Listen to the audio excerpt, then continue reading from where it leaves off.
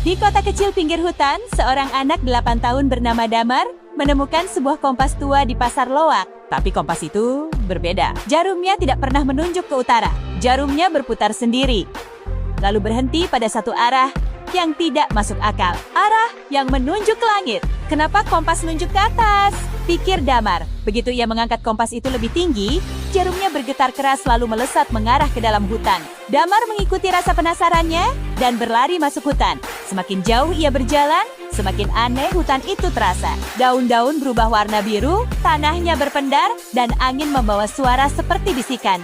Ikuti, ikuti. Damar mulai gelisah, tapi rasa ingin tahunya lebih besar. Kompas itu akhirnya membawanya ke sebuah tebing tinggi. Di tengah tebing, ada pintu kayu kecil, setinggi seorang anak. Tidak ada rumah, tidak ada dinding, hanya pintu. Pintu apa ini? Gumamnya. Saat Damar menyentuh gagangnya, pintu itu bergetar dan terbuka sendiri. Di baliknya ada tangga spiral yang mengarah ke atas langit, diselimuti cahaya kuning keemasan.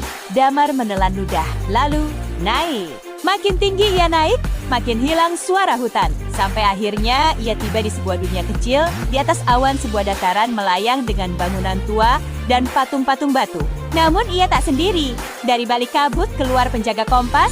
Sosok besar berzirah dengan wajah tertutup helm. Suaranya dalam dan bergema. Siapa yang membawa kompas penentu takdir? Damar mengangkat kompasnya. Aku cuma menemukannya. Penjaga itu menatap kompas, lalu berkata, kompas itu mencari pemiliknya sendiri. Jika dia menunjuk padamu, berarti ada alasan besar. Tiba-tiba tanah bergetar keras. Awan di bawah mereka membuka.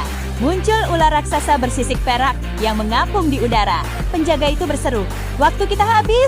Ular awan bangun karena kompas itu aktif. Ular itu mengitari pulau kecil itu. Matanya bersinar tajam. Sekali kibasan ekornya, batu-batu melayang hancur. Damar panik, aku harus ngapain? Penjaga itu berteriak, kompas itu bisa menghentikannya. Ikuti arah jarumnya. Kompas di tangan Damar berputar cepat, lalu berhenti menunjuk ke dada ular raksasa itu. Tanpa pikir panjang, Damar mengangkat kompas itu tinggi-tinggi. Kompas itu memancarkan cahaya emas kuat yang menembus udara dan menghantam ular itu tepat di pusat tubuhnya.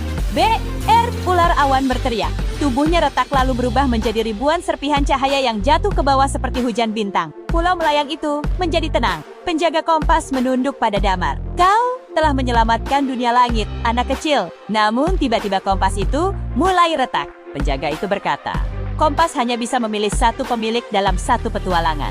Setelah itu, tugasnya selesai. Kompas itu hancur menjadi debu emas dan terbang tertiup angin. Tangga spiral kembali muncul di belakang Damar. Penjaga itu berkata,